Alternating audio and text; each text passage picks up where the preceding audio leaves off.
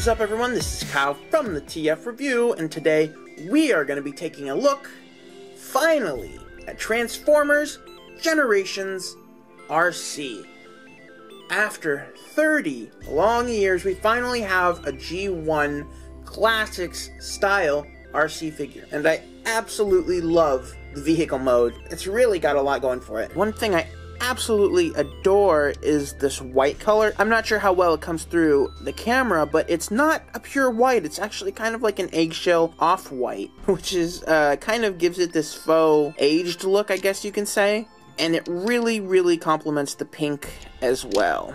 You can see she is a car. Inside's actually very detailed for what it is.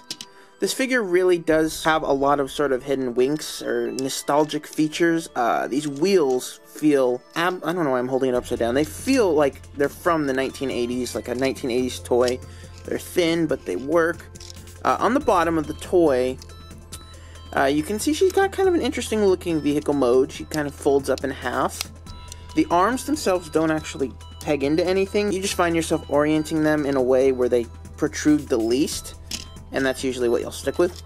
Now, unlike Chromia, who only comes with one weapon, RC comes stacked with weapons. For starters, she has her cute little pink, gray, and black blaster. Ooh, I dropped it. Very nicely detailed. It does store down here on the bottom. You'll notice a little peg right there. For some reason, you really have to get it in there, otherwise it'll just fall out. And mine likes to fall out. That should be good enough, and it makes kind of a little exhaust looking port thing. She comes with an extra pistol. I like to use this pistol with Chromia because Chromia only comes with one weapon, but you can store it if you want on her side, or on either side actually, right there. Or if you want, you can put it right there, or right there actually. And she comes with two kind of teal-green translucent swords. And these also can store into her vehicle mode. If you want to store it like this, I'm not sure why you would want to, and give her two looking antenna thingies, you're more than welcome to do that, but even though that looks really weird. Or you can go ahead and store it like this.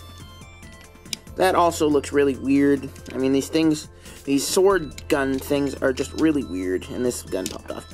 Yeah, and for that's basically it for the vehicle mode. It looks really nice. It is just a sexy wink to G1 fans, and I would not want it any other way.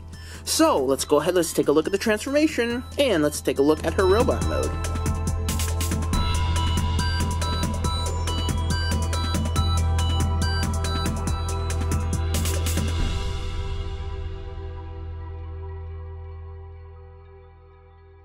So here we have RC finally in her robot mode, and my god, does she look great. Now for paint apps and deco, you can see she's got so much paint. Mine is kind of sloppy down there at her belly. All the detail is there with pink and black accents. It just works. Now some people are actually put off by the fact that she has very human looking body. In the hips, they say they're too human looking. I don't completely understand the criticism. I think it looks hot. And RC in general is just a beast. For articulation, she is probably the most posable figure of the year. Her arms are on a ball joint and they can rotate in and out. Her elbows are on a single ratcheted joint that bend well over 90 degrees. She doesn't have any waist swivel or waist articulation, unfortunately. Her head is on this unbelievably emotive ball joint. And I really like the way her hips are set up, which is a partial reason why they kind of come out so much.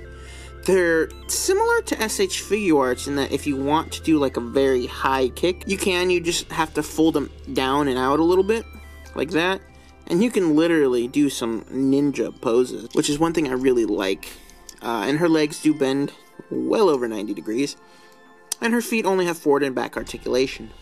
She doesn't have a lot of weapon storage in her robot mode, unfortunately. A lot of the ports are now folded up underneath here. So that is a bit of a downer. I mean, if you want her to dual wield weapons, she definitely can.